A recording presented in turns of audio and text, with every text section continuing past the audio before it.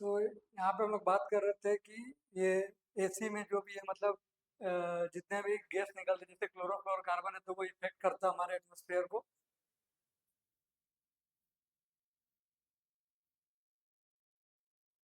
और यहाँ पे लिखा हुआ है however many big environmental problem continue to matter of grave concern to the chemist.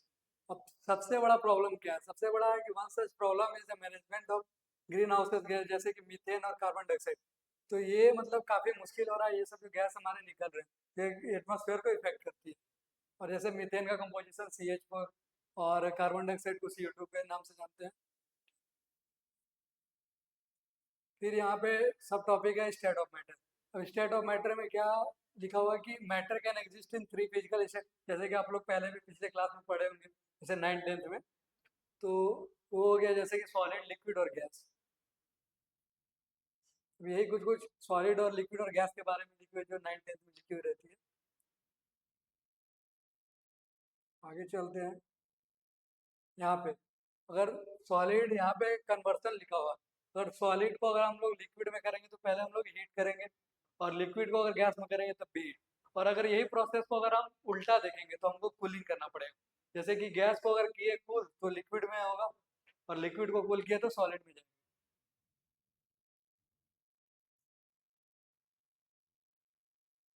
अब यहाँ क्लासिफिकेशन ऑफ मैटर। अब मैटर को अगर हम देखें तो मैटर में इस बेसिस पे हम लोग क्लासिफाई करते हैं। मैटर पहले तो क्लासिफाई करेंगे एक मिक्सचर और प्योर सब्सटेंस। और जैसे प्योर सब्सटेंसेस में अगर डेफिनेशन पूछे तो मतलब प्योर सब्सटेंसेस क्या होते हैं? तो ऑल कंस्टिट्यूएंट पार्टिकल्स है, मतलब जितने भी उसमें पार्टिकल्स होंगे तो वो सब सेम होंगे। और मिक्सचर में अगर हम बात करें तो मिक्सचर में बहुत सारे पार्टिकल्स को मिलाएंगे तो वो मिक्सचर बनता है। प्योर सब्सटेंसेस में अगर हम बात करें तो उसमें एक एलिमेंट होता है और एक कंपाउंड। तो एलिमेंट में क्या क्या होते हैं? एलिमेंट में एटम होते हैं और मॉलिक्यूल्स होते हैं। और कंपाउंड का अगर हम बात करें तो कंपाउंड होते हैं टू और मोर एटम ऑफ डिफरेंट एलिमेंट, मतलब दो या दो से अधिक एलिमेंट को मिलाएंगे तो हम लोग कंपाउंड उसको बोलते हैं।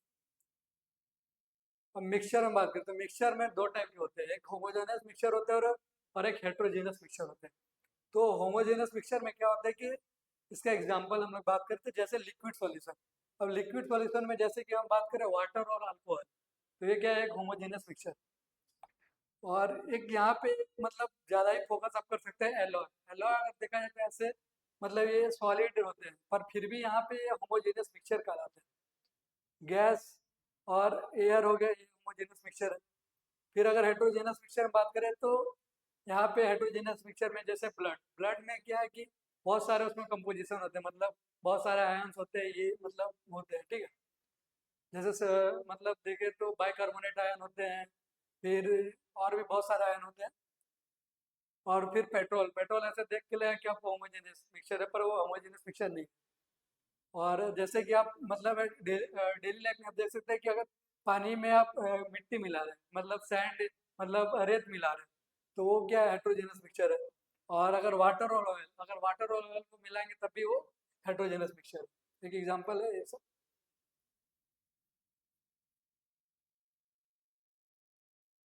हाँ, यहाँ पे मिक्सचर में क्या है कि जैसे हमने पढ़ा कि मिक्सचर, मिक्सचर में क्या होता है कि बहुत सारे पार्टिकल्स होते हैं। तो इसमें मिक्सचर के यहाँ पे अगर बात करें तो mixture contains particles of two और टू और more pure substances which may be present in it any ratio. अगर किसी भी रेशियो में अगर प्योर सब्सटेंसेस को मिला है, मतलब अलग अलग, मतलब अगर मतलब एक 1:3 है या फिर 2:3 है, तो कहने का मतलब ये है। मतलब यहाँ पे कंपोजिशन जो रहता है वो वेरिएबल रहता है, मतलब ये नहीं कि इक्वल अमाउंट में हो जैसे 1:1, तो ऐसा नहीं होता मिक्सचर। अभी यहाँ पे एग्जांपल लिखा हुआ है sugar solution in water, air, T etcetera, ये सब क्या होता है? मिक्सचर होते हैं। मतलब यहाँ पे बेसिकली मिक्सचर में होमोजेनियस हेटेरो मिक्सचर दोनों के बारे में लिखा हुआ है। अब बात करें होमोजेनियस मिक्सचर में, the in homogeneous mixture the component completely mix with each other. मतलब यहाँ पे क्या होता है कि आपको पता नहीं चला कि दोनों कंपोनेंट ऐसा मिक्स हो गए कि आपको पता है, डिफ्रेंशिएट नहीं कर पाएंगे एक कंपोनेंट क्या है दूसरा कंपोनेंट क्या है। इसका एग्जांपल जैसे यहाँ पे बताए थे हम, sugar solution air, sugar solution air जो है यहाँ पे होमोजेनियस मिक्सचर है। अब हेट्रोजीनस में क्या है कि कंपोजिशन इज नॉट यूनिफॉर्म, मतलब एक यूनिफॉर्म कंपोजिशन में नहीं, मतलब आप डिफ्रेंशिएट कर सकते हैं। अब एग्जांपल है मिक्सचर ऑफ,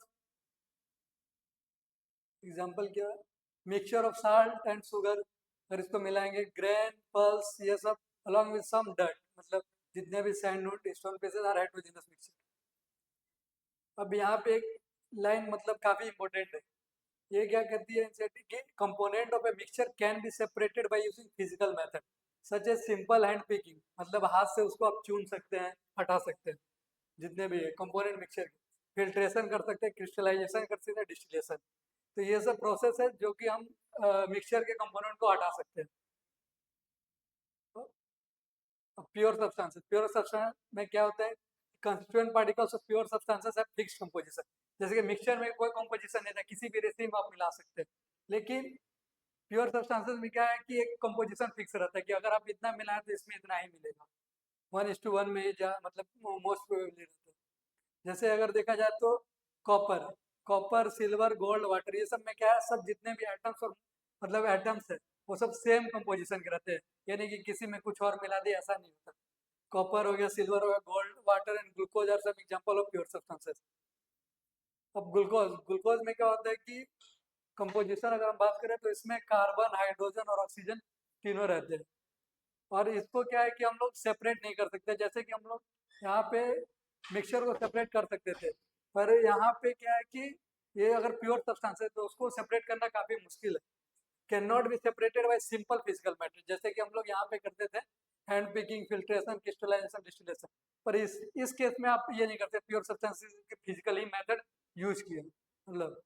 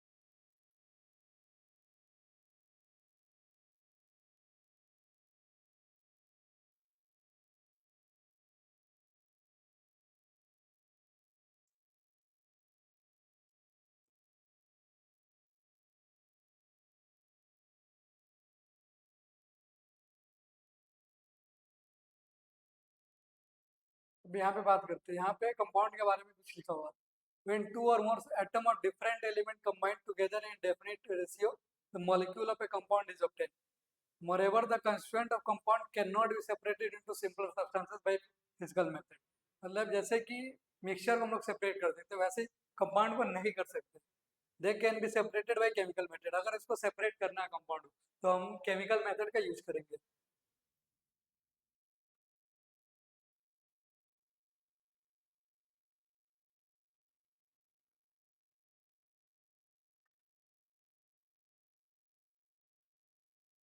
यहाँ पे लिखा हुआ, for example hydrogen and oxygen are gases whereas the compound found by their combination that is water is liquid.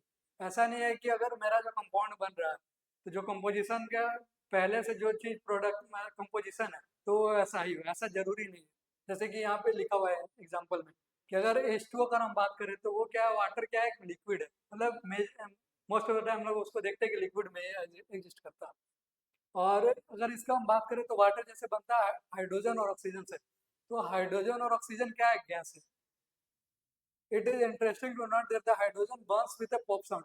अब यहाँ पे कैरेक्टर लिखा हुआ, कैरेक्टरिस्टिक लिखा हुआ है, हाइड्रोजन जैसे पॉप साउंड की तरफ बर्न करता है, Burns with a pop sound. अगर वो मतलब बर्न होगा तो वो पॉप साउंड जैसा रिलीज करेगा। और oxygen is a supporter of combustion. अगर ऑक्सीजन का देखें तो कंबसन को सपोर्ट करता है, मतलब कि किसी भी चीज को जलने में वो हेल्प करता है।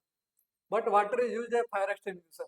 और वाटर जो है, अगर आप देखेंगे तो कहीं कोई चीज जल रहा है तो उसको आग को बुझाने का काम करता है। तो ये काफी एक इंटरेस्टिंग चीज है यहाँ पे।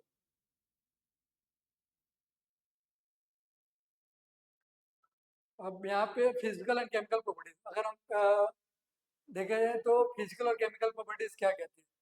This property can be classified into two category, physical property. Physical property में क्या क्या चीज को हम फिजिकल प्रॉपर्टी बोलेंगे, क्या चीज को केमिकल प्रॉपर्टीज बोलेंगे। तो फिजिकल प्रॉपर्टीज में जैसे colour, order, melting point, boiling point, density, इसको हम फिजिकल प्रॉपर्टी में बोलते हैं।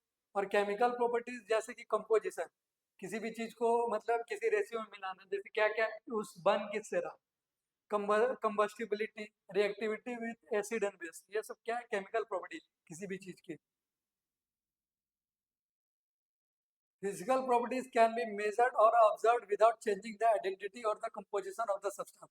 अगर हम बात करें तो फिजिकल प्रॉपर्टी को हम मेजर कर सकते हैं या फिर ऑब्जर्व कर सकते हैं, कहने का मतलब ये बिना उसका आइडेंटिटी चेंज किए हुए और ना ही उसका कंपोजिशन को चेंज किए हुए। और अगर हम बात करें केमिकल प्रॉपर्टीज की, तो केमिकल प्रॉपर्टीज में क्या होता है कि केमिकल चेंज होते हैं। तो अगर किसी भी चीज का देखना है कि उसका केमिकल प्रॉपर्टीज कैसा, तो उसमें कुछ कुछ केमिकल रिएक्शन करा दिए तो आपको पता चल जाएगा। पर फिजिकल प्रॉपर्टीज में ऐसा नहीं।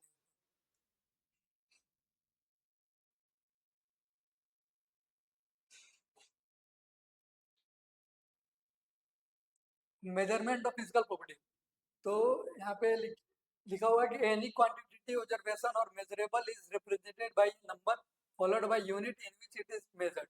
अगर हम फिजिकल क्वांटिटी का अगर हम करें तो जैसे हम लोग बात करते हैं 1 kg, किसी भी चीज का मास, तो 1 kg, तो हम लोग एक नंबर लिखते हैं और उसके बाद में एक यूनिट भी लिखते हैं।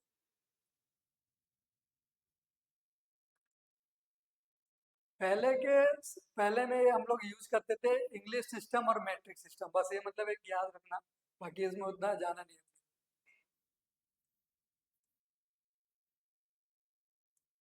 और मोस्टली हम लोग यूज करते हैं ऐसा unit, international system of unit, तो काफी ज्यादा यूज होती है।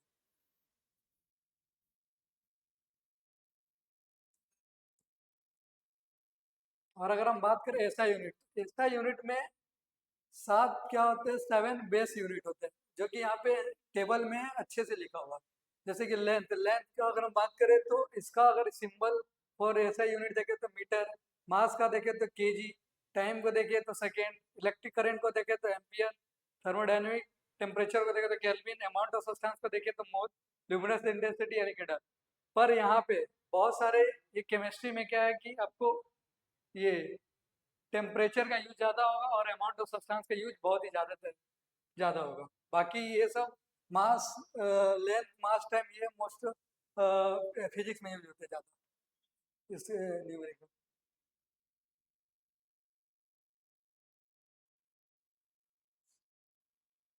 बाकी यहाँ पे कुछ कुछ डेफिनेशन ऑफ ऐसे बेस, मतलब उसको हम किस बेसिस पे बोले कि ये मीटर है, उसको पहले मतलब कैसे मानते थे कि ये मीटर क्या है, उसका डेफिनेशन।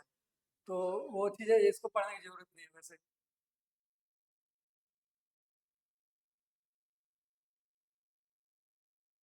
अब यहाँ पे बात करते हैं, बहुत सारे यहाँ पे प्रेफिक्स लिखे हुए हैं, तो क्या क्या मतलब यूज ज्यादातर होते हैं। तो अगर हम 10 की पावर -12 देखें तो उसको हम पिको बोलते हैं। 10 की पावर -9 को नैनो बोलते हैं। 10 की पावर -6 को माइक्रो बोलते हैं। 10 की पावर -3 को मिली बोलते हैं। 10 की पावर -2 को सेंटीमीटर। मतलब अगर कहीं पिको लिखा हुआ है तो आपको ये पता होना चाहिए कि उसको 10 की पावर -12 बोलते हैं।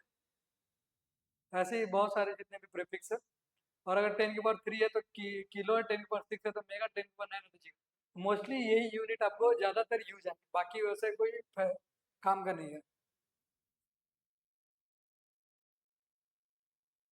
बात करते हैं मास और वेट के बारे में, जैसे कि वेट मोस्टली यूज करते हैं हम लोग, मास और वेट मोस्टली फिजिक्स में यूज करते हैं। और यहाँ पे एक ऐसी लिखा हुआ है। तो मास में क्या होता है कि जैसे किसी भी एक क्या उसको बोल सकते हो, एक पार्टिकल का उसका मास होता है और वेट होता है। जैसे वेट कहने का मतलब है कि उसमें ग्रेविटेशनल फोर्स कितना लग रहा है, मतलब जी मोस्टली देखते हैं तो जी जी की वहाँ पे क्या करते हैं कि जितना भी मास है उसको जी से मल्टीप्लाई कर देते हैं। तो ये है। तो the mass of a substance can be determined accurately in the laboratory। कैसे उसको मतलब डिटरमाइन करते बाय यूजिंग एनालिटिकल बैलेंस। मतलब मास को अगर हमको ये देखना है कि कितना मास है तो हम लोग यहाँ पे एनालिटिकल एनालिटिकल बैलेंस के यहाँ पे हम उसको रखेंगे तो हमको मास को पता चल जाएगा।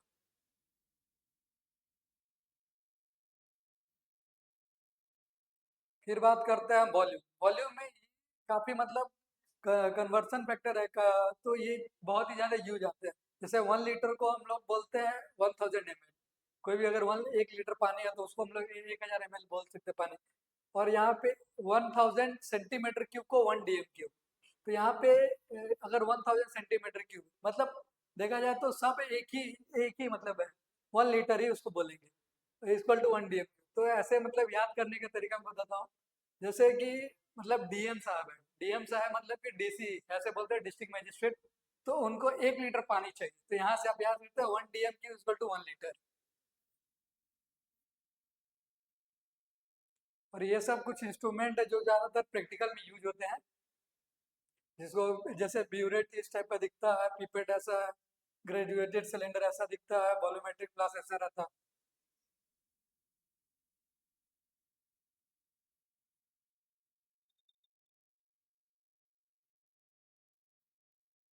अब यहाँ बात करते हैं टेम्परेचर। यहाँ पे यही कन्वर्जन फैक्टर है। तो कैसे मतलब टेम्परेचर में क्या होता है कि फॉरेन 3 तरह के मतलब मेजर करने के लिए टेम्परेचर, जैसे कि पहला होगा डिग्री सेल्सियस, दूसरा होगा डिग्री फ़ारेनहाइट और तीसरा होगा केल्विन।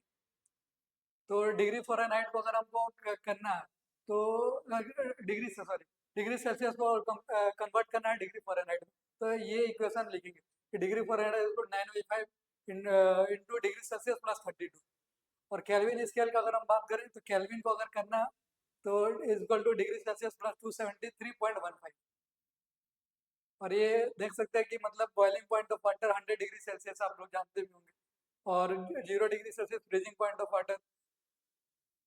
और बाकी human body temperature 37 degree Celsius होता है, और रूम टेम्परेचर 25 डिग्री सेल्सियस।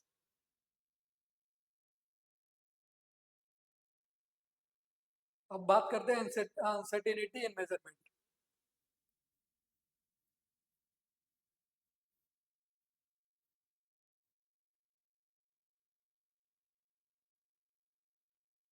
यहाँ पे बस एक छोटा सा मतलब पॉइंट है जो आप लोग मतलब ऐसे देख सकते हो, ऐसे जरूरी तो नहीं है लेकिन metre stick and analytical balance have been calibrated by their manufacturer to give correct reading. मतलब दो जैसे है, मतलब एक तरह से जैसे एनालिटिकल बैलेंस हम लोग मास के लिए देखे थे, उसी तरह से मीटर स्टिक मतलब मेजर करने के लिए मीटर का देख सकते हैं। और यहाँ पे मतलब उसको रेफरेंस मानते हैं, रेफरेंस स्टैंडर्ड में यहाँ पे हम लोग यूज करते हैं प्लेटिनम इरेडियम को मास रेफरेंस में।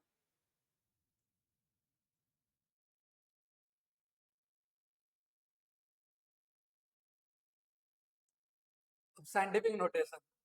Scientific notation for such number that is exponential notation in which any number can be represented in the form of n into 10 to the power 9, where n is an exponent having positive or negative value and n is a number called digit term which can be varies between 1 and 9।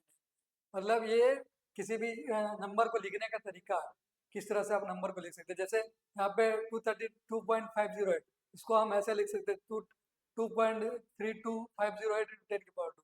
तो यही मतलब representation scientific notation, मतलब इस तरीके से आप लिख सकते हैं।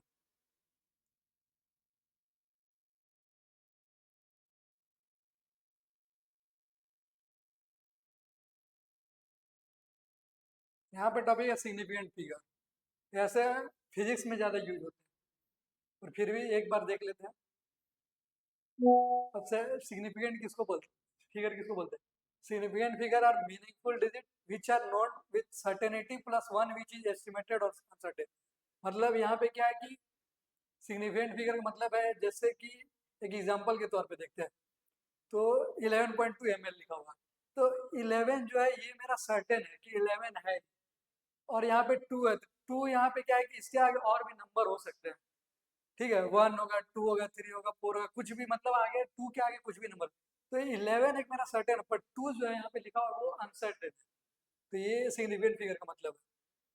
अब हम लोग rules for determine the number of significant figure, मतलब क्या क्या रूल्स है, मतलब कि मतलब हम उसको बोलेंगे सिग्निफिकेंट फिगर में कैसे उसको लिखेंगे, क्या करेंगे, ये चीज यहाँ पे लिखेंगे। All non zero digit are significant, for example in 285।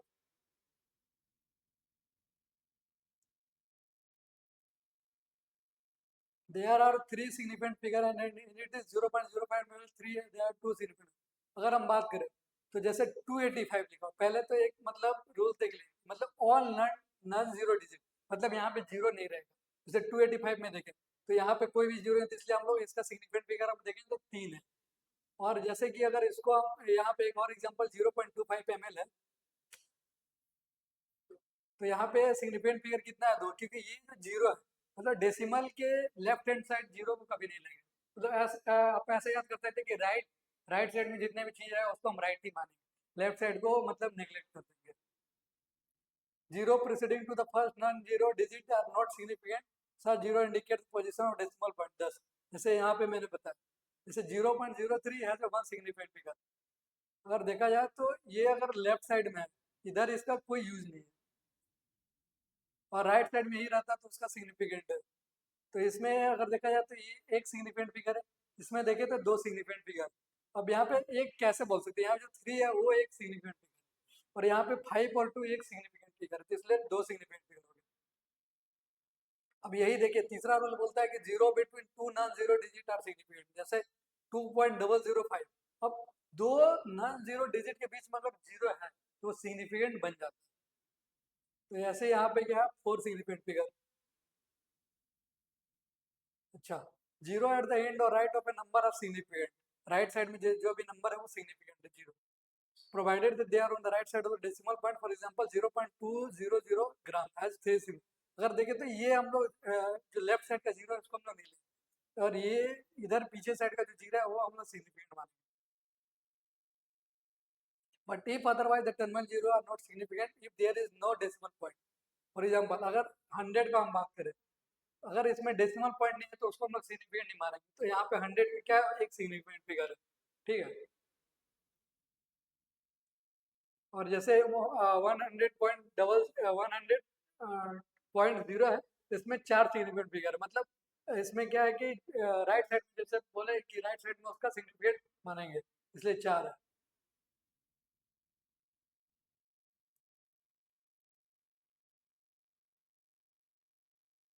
अब यहाँ पे देखिए, counting the number of an object for example 2 balls और 20 eggs हैव इनफाइनाइट सिग्निफिकेंस। अगर कोई भी नंबर को अगर हम काउंट कर रहे हैं तो जितने भी उसके आगे मतलब कुछ लिख देते हैं, मतलब 2 बॉल है यहाँ पे एग्जांपल के तौर पे और यहाँ पे 20 है, तो यहाँ पे इनफाइनाइट सिग्निफिकेंट फिगर होता है। And these are exact number, मतलब ये एग्जैक्ट नंबर है, इसके बाद अनसर्टेन का कुछ बात ही नहीं थी, इसलिए हम लोग कहते हैं इनफाइनाइट सिग्निफिकेंट फिगर।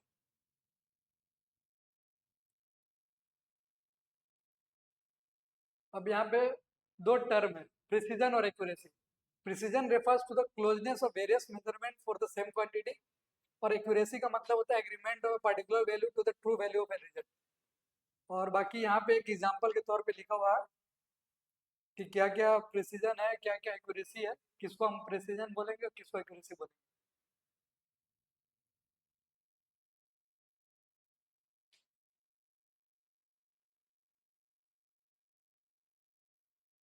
जैसे कि यहाँ पे टेबल में क्या है, एक मतलब मेजरमेंट है, मतलब क्या लिखा हुआ, 2 ग्राम है, ठीक है। तो एक ट्रू वैल्यू जिसका मेजरमेंट है 2 ग्राम। तो ऐसे ही क्या हुआ कि एक 3 स्टूडेंट को दिया गया कि उसको मेजर करो, तो स्टूडेंट ए क्या करता है कि अगर इसको मेजर करता है तो एक बार उसका आता है किसी भी चीज़ को, मतलब पार्टिकल्स को मेजर किया, तो उसका आता है 1.95 1.93। अगर देखा जाए तो ये दोनों का वैल्यू जो है अप्रोक्स, मतलब आप बोल सकते हो कि अप्रोक्स सेम आ रहा, ठीक है। ये अब मेरा हो गया, मतलब इसका प्रिसीजन का मतलब यही है। Precision refers to the closeness of various measurement, जितने भी हम लोग मेजरमेंट उसके आसपास नंबर आएंगे, तो ये 1.9 बाई 1.93 ये प्रिसीजन है, मतलब प्रिसाइज है, ठीक है। अब स्टूडेंट सी का देखते हैं, स्टूडेंट सी का कितना, मतलब एक्चुअल उसको दिया गया 2 ग्राम, ठीक है। और यहाँ पे 2.01 आया है कि मेजर मेजर किया, और एक है 1.9।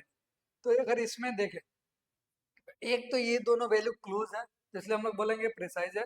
और दूसरा वैल्यू है कि ट्रू वैल्यू जो कि 2 है उसके आसपास, समझ रहे हैं? यहाँ पे क्या एक्यूरेसी था, agreement particular rate to the true value of the result. तो ट्रू वैल्यू के एकदम पास ही है। पर ये देखिए, अगर ट्रू वैल्यू का देखा जाए तो ये दूर है। जैसे 1 2 अगर है, तो यहाँ पे अगर देखो पहले मेजर में 1.95, दूसरे में 1.93, तो इसको हम प्रिसाइज बोलेंगे कि ये दोनों मतलब वैल्यू में आस पास है। पर ट्रू वैल्यू से कितना थोड़ा दूर है, तो इसलिए हम एक्यूरेसी नहीं बोलेंगे। अगर बी का देखें, अगर यहाँ पे अगर 2 ग्राम है, तो एक अगर मेजर मेजर करता है तो 1.94 आता है, और दूसरे में मेजर करता है 2.05। देखा जाती है काफी दूर है। दोनों नंबर ना ही प्रिसाइज है ना ही एक्यूरेट है, ठीक है। अब यहाँ पे सिग्निफिकेंट फिगर में एडिशन और सब्सट्रैक्शन। तो the result can not have more digit to the right of the decimal point than either of the original number. अगर ये तीनों डिजिट को मिला, तो हम ये देखेंगे कि जो जिसमें सबसे कम सिग्निफिकेंट फिगर है, बस उतना ही तक हमको रिजल्ट मिलेना। अगर ये तीनों को ऐड करेंगे तो ये आएगा 31.122। पर क्या यहाँ पे लिखते हैं कि सिर्फ हमको ये लेना है जो either of the original number, उससे ज्यादा नहीं करना, ठीक है। तो ये अगर मान लीजिए 3 है, तो इसमें सिग्निफिकेंट फिगर देखा जाए तो 4 है, इसमें देखे तो 3 है, और इसमें देखे तो 4 है। तो इसलिए हम लोग को 3 ही सिग्निफिकेंट फिगर तक मारना है।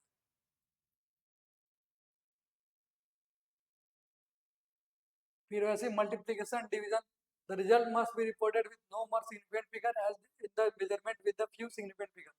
मतलब देखे तो ऐसी सेम कंडीशन एडिशन और सब्सट्रैक्शन जैसा ही है। अगर इसको मल्टीप्लाई किया जितना आया, तो इसमें दो सिग्निफिकेंट फिगर, इसमें 3 है, तो मेनली हम लोग देखेंगे कि जिसमें दो सिग्निफिकेंट तक ही लेंगे, तो इसमें 3.1 ही कोई लेंगे। अच्छा, और ये राउंडिंग ऑफ नंबर, मतलब ऐसे लोग पहले स्टैंडर्ड में पढ़ते भी हैं कि किस तरह से नंबर को राउंडिंग ऑफ करना। तो इसको ज़्यादा मैं नहीं बताऊंगा।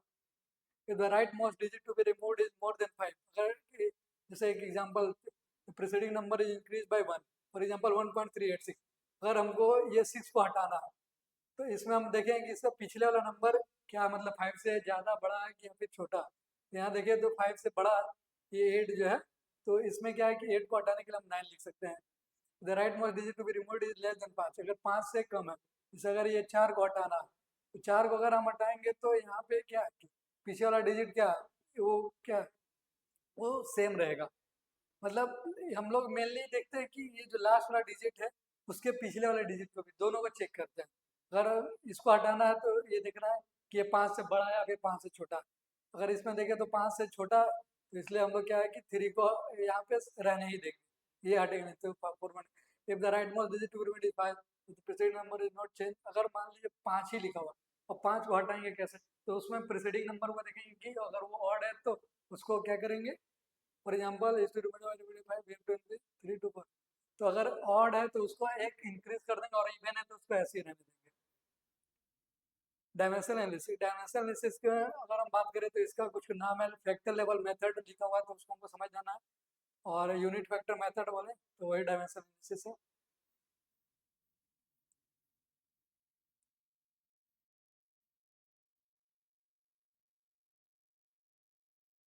अब यहाँ बात करते हैं लॉ ऑफ केमिकल कम्बिनेशन। अब मेन केमिस्ट्री है, यहाँ से शुरू होती है, बाकी वो सब जितना था ऐसे ही मतलब चल रहा था, बाकी यहाँ से शुरू।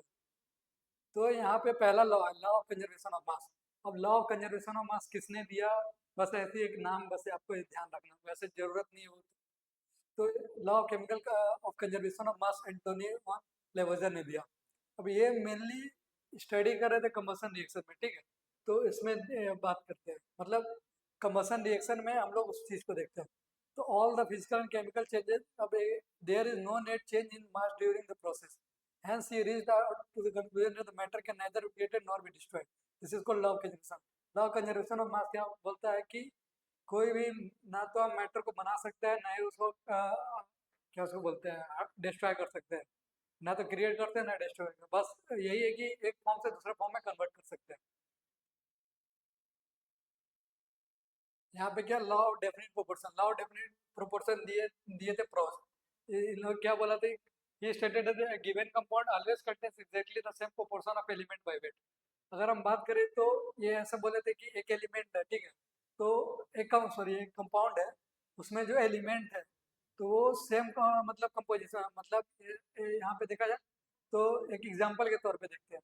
क्यूप्रिक कार्बोनेट का लिखा हुआ one of each was of natural origin and other was synthetic.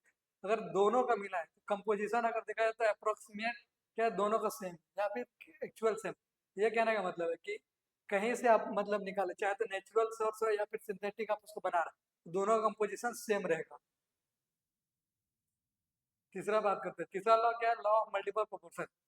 ये डाल्टन साहब ने दिया था। इनका मतलब कहने का ये था कि two element can be combined to form more than one compound. दो एलिमेंट अगर कंबाइन कर रहे हैं एक कंपाउंड बनाने के, the masses of one element that combine with the fixed mass of the other element are in the ratio of small or number। मतलब एक एलिमेंट को हम लोग को कंपोजिशन फिक्स रखना, दूसरे को चेंज करना है, ये कहने का मतलब है। जैसे कि यहाँ पे एग्जांपल में लिखा हुआ 2 ग्राम हाइड्रोजन, ये कंपोजिशन सेम पर 16 एक में ऑक्सीजन अगर वाटर को अगर बना रहे हैं तो एक में 16 ग्राम ऑक्सीजन लग रहा है और एक में हाइड्रोजन प्रोक्साइड में है तो 32 ग्राम। तो ये कहने का here the masses of oxygen that is 16 and 32 which combined with the fixed mass of hydrogen 2 gram bear simple ratio 1:2। ठीक है, तो are in the ratio of small whole number, they are in the ratio of small whole number. ठीक है, फिर Gay Lussac law of gases बोले, ये गे लुसेक ने दिया था और ये बोले थे व्हेन गैसेस कंबाइन और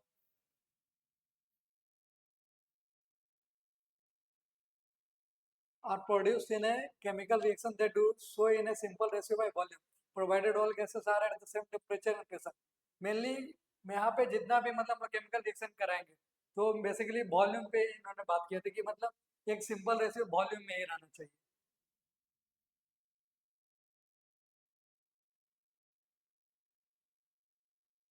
फिर यहाँ पे एक लॉ है जो एवोगैड्रो लॉ। एवोगैड्रो लॉ क्या बोलते हैं, Avogadro propose that equal volume of all gases at the same temperature and pressure should contain equal number of molecules. मतलब जितने भी गैसेस है यानी एक गैसेस है तो उसका वॉल्यूम, तो उसमें क्या है कि वो डायरेक्टली प्रोपोर्शनल होते हैं नंबर ऑफ मोल्स के।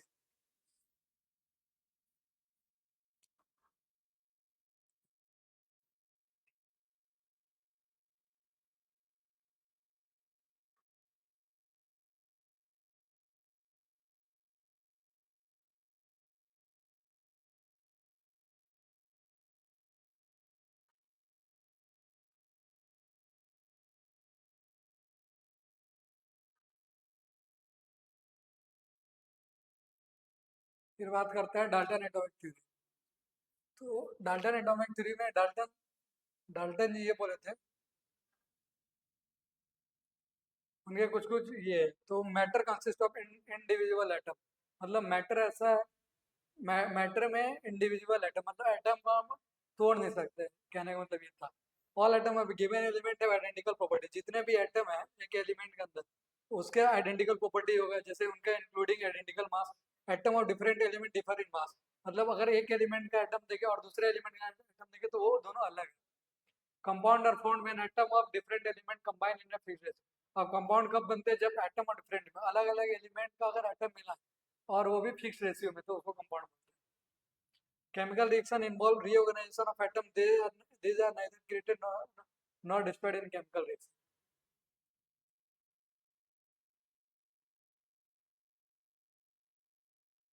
और यहाँ पे ये डाल्टन का ड्रॉबैक है, it could not explain the law of gases volume. Gases volume law को एक्सप्लेन नहीं करता।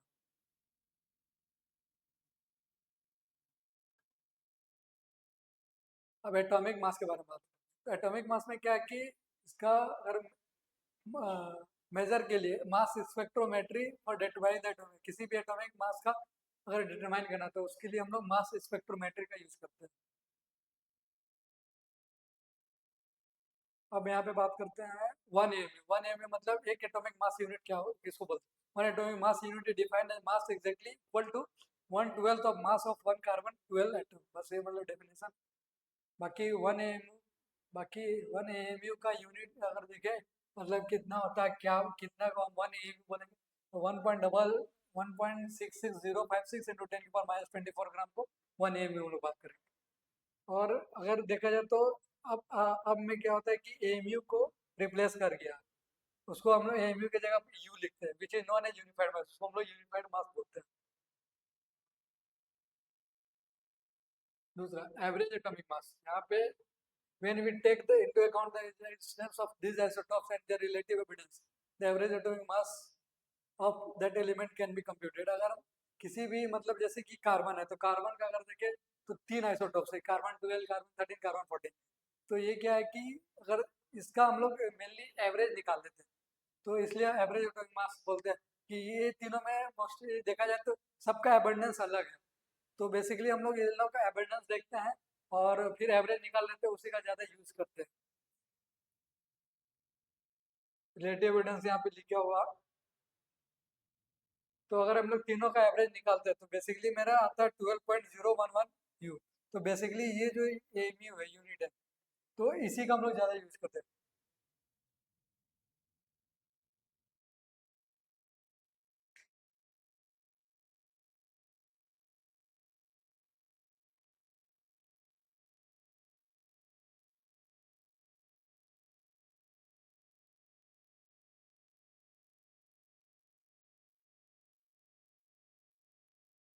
Molecular mass is the sum of atomic masses of the element present in a molecule. मतलब जितने भी element, molecular mass is the sum of atomic masses of the element. Element के अंदर जितने भी बहुत सारे, जैसे हाइड्रोजन का हम बात करें तो हाइड्रोजन में H2 मॉलिक्यूल्स होता है। तो उसमें जितने भी एक हाइड्रोजन एलिमेंट है, दूसरा हाइड्रोजन एलिमेंट, तो उसमें जितने मतलब एटम्स है और इसमें जितने एटम, दोनों को मिला लेते हैं तो उसको इसलिए बोलते हैं मॉलिक्यूलर मास। इस तरह से फार्मूला मास में क्या है कि एक एग्जांपल है NaCl, which is used to calculate the formula mass instead of molecular mass as in the solid state. Sodium chloride does not exist as single entity. अगर हम देखें तो उसमें क्या था कि अगर मतलब एटम एटम में देखें कि एक एटम अलग है और मॉलिक्यूल्स में देखें तो मॉलिक्यूल्स में एटम के ही बन रहे हैं, ठीक है, एलिमेंट बहुत सारे मिल के ही बन रहे हैं मॉलिक्यूल। तो उसमें सेम एंटिटी, तो मतलब जैसे H2 का हम बात की तो H2 में क्या था कि एक हाइड्रोजन दूसरा हाइड्रोजन से कंबाइन किया तो H2 बन। पर NaCl में क्या है कि ये दोनों अलग है, दोनों एलिमेंट अलग है, एक सोडियम अलग है, क्लोरीन अलग है। तो ये इसलिए हम लोग formula unit formula mass use करते हैं, क्योंकि ये सॉलिड स्टेट में रहते हैं बस। मतलब देखा जाए तीनों सेम ही है, ऐसे कोई बात नहीं। अब यहाँ पे मॉल कॉन्सेप्ट है, मॉल और मास। अगर 1 डजन देखे, मतलब अगर ऐसे बात करें तो 1 डजन में कितने आते हैं, 12 आइटम आते हैं, 12 पार्टिकल्स। और स्कोर अगर कुछ बोले तो स्कोर मतलब 20 आइटम, और ग्रोथ अगर बोले तो 144। In SI unit, mole symbol mole was introduced as a seventh base quantity for the amount of substance.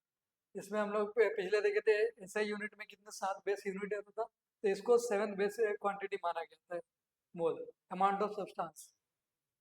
1 मोल का यहाँ पे डेफिनेशन है, 1 मोल contains exactly 6.022 1407 elementary entity. This number is the fixed numerical value of the Avogadro constant Na when expressed in the unit mole inverse, and is called the Avogadro number. इसी को हम लोग Avogadro number बोलते हैं।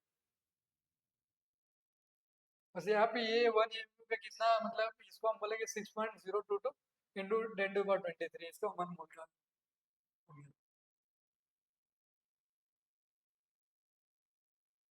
The mass of 1 mole of substance in gram is called molar mass. अगर यही 1 मोल substance है और उसको हम लोग ग्राम में बोलेंगे तो उसको हम लोग क्या बोलेंगे, मोलर मास बोलेंगे।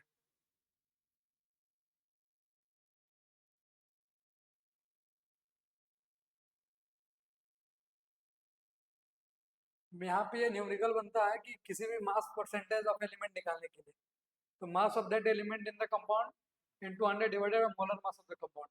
यहाँ पे एग्जांपल लिखा हुआ है कैसे वाटर का, मतलब अगर हम देखें तो उसमें हाइड्रोजन कितना परसेंटेज में और ऑक्सीजन कितना परसेंटेज, तो हम यहाँ फार्मूला से कैलकुलेट कर सकते हैं।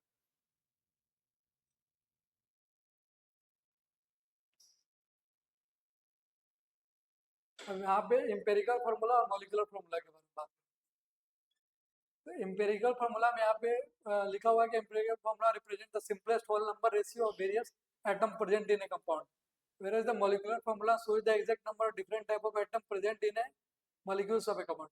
अगर देखें तो मॉलिक्यूलर फार्मूला एक मतलब एक ब्रॉड टर्म और एक एम्पिरिकल फार्मूला एक शॉर्ट टर्म, मतलब उसी चीज को शॉर्ट में हम लोग कैसे लिखेंगे उसको एम्पिरिकल फार्मूला बोलेंगे।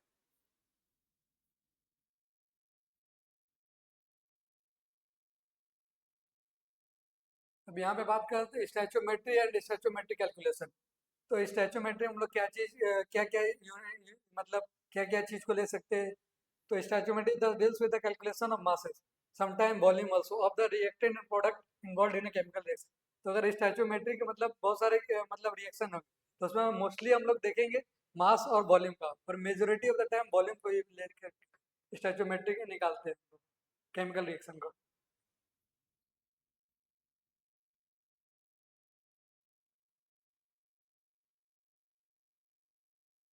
फिर यहाँ पे लिमिटिंग रीजन किसको बोलते हैं? The reactant which get consumed first limit the amount of the product form and is therefore called limiting reagent. मतलब लिमिटिंग रीजन जैसे केमिकल रिएक्शन है, केमिकल रिएक्शन में हम लोग देखेंगे तो एक ऐसा मतलब क्या उसको बोल सकते हैं, एक पार्टिकल दो पार्टिकल मिक्स से बना, तो एक पार्टिकल ऐसा रहा कि वो अपने आप खत्म हो रहा, यानी वो कम होते जाए, उसके चलते रिएक्शन आगे प्रोसीड नहीं कर पाएगी, इसलिए वहां पे वो लिमिट कर रहा है, इसलिए उसको हम लोग लिमिटिंग रीजन के तौर पर बोलेंगे उसको। अब reaction in solution, majority of reaction in the laboratory are carried out in solution. बहुत सारे रिएक्शन जो लैब में होते हैं वो सॉल्यूशन में ही कैरी किए जाते हैं।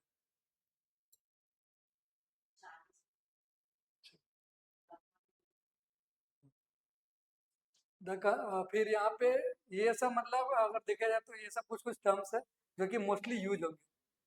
तो द कंसंट्रेशन ऑफ सॉल्यूशन और the amount of substance present in it given volume can be expressed in any of the following वे। पहला हम लोग बोलेंगे मास परसेंटेज और वेट परसेंटेज, दूसरे में बात करेंगे मोल फ्रैक्शन, तीसरा मोलैरिटी, चौथा मोलैलिटी। अब ये सब कुछ कुछ टर्म्स है जो कि ज़्यादा यूज होंगे।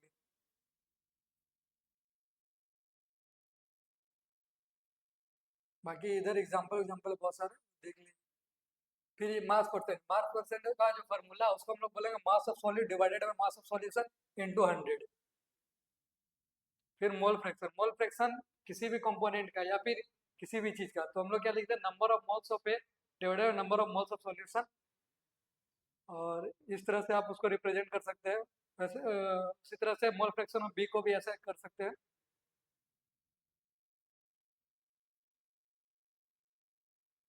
तीसरा टर्म है मोलैरिटी, जो कि काफी मतलब ज्यादा यूज होता है मोलैरिटी। केमिस्ट्री में बहुत ही जगह आपको मोलैरिटी का यूज मिलेगा। मोलैरिटी की इसका फॉर्मूला है number of moles of solid divided by volume of solution in litre. बाकी यहाँ पे कुछ कुछ एग्जांपल लिखे हुए हैं। फिर देखे यहाँ पे एक ये फॉर्मूला, ये भी यूज होता है मोलैरिटी के तौर पे। तो यहाँ पे जनरली डाइल्यूशन में हम लोग यूज करते हैं किसी भी चीज को, मतलब एक मतलब सॉल्यूट लिया उसमें से पानी मिला दिया, और दूसरे भी एक मतलब अलग सॉल्यूट है उसमें भी हम लोग कुछ दूसरा चीज मिला दी, तो अगर उसमें हम लोग डाइल्यूशन का फैक्टर देखें कितना किससे मिला, मतलब उसमें कितना ज्यादा है अमाउंट, तो उससे हम formula M1V1 equal to M2V2। फिर यहाँ पे ये काफी इंपॉर्टेंट पॉइंट है। Note that molarity of solution depend upon temperature because volume of the solution is temperature dependent। अगर हम बात करें तो मोलारिटी जो है टेम्परेचर के साथ डिपेंड कर सकता है, क्योंकि वॉल्यूम जो है टेम्परेचर के साथ डिपेंड करता है, ये आपको मतलब रट ही लेना है। फिर बात करते हैं मोलालिटी। मोलालिटी में क्या बोलता है, molality is equal to number of moles of solute divided by mass of solvent in K G. जैसे कि हम लोग बात करें यहाँ पे दोनों में थोड़ा सा बस डिफरेंट है। यहाँ पे अगर हम बात करें तो यहाँ पे मोलारिटी में देखें तो ऊपर वाला सब चीज सेम है, number of moles of solute, पर नीचे क्या volume of solution in litre. और यहाँ पे अगर हम बात करें तो यहाँ पे लिखा हुआ है mass, number of moles of solid, ये तो सेम ही है, और नीचे क्या mass of solvent in KG.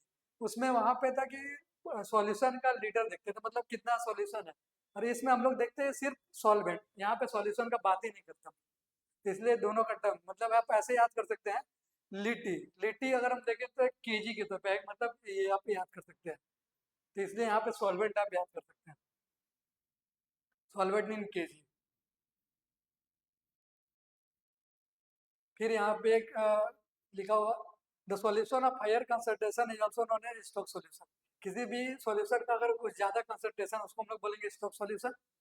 Note that the molality of A solution does not change with temperature since mass remains unaffected with temperature. जैसे कि यहाँ पे हम लोग बात किए थे मोलैलिटी में, उसमें क्या था कि वो टेम्परेचर पे डिपेंड करता, पर जो मोलालिटी है वो टेम्परेचर पे डिपेंड नहीं कर सकता है, क्योंकि उसमें जैसे मास लिखा हुआ, तो मास जो है वो टेम्परेचर पे डिपेंड नहीं कर रहा है, तो वो भी मोलालिटी पे टेम्परेचर पे इंडिपेंडेंट है।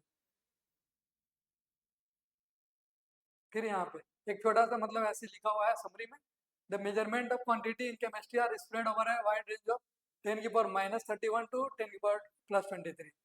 जैसे कि यहाँ पे हम लोग ये इसको रिलेट कर सकते हैं 10⁻23 नंबर ऑफ मोल्स है 68.02 टू 10⁻23। तो बस यही एक बाकी एक्सरसाइज है। चलिए थैंक यू।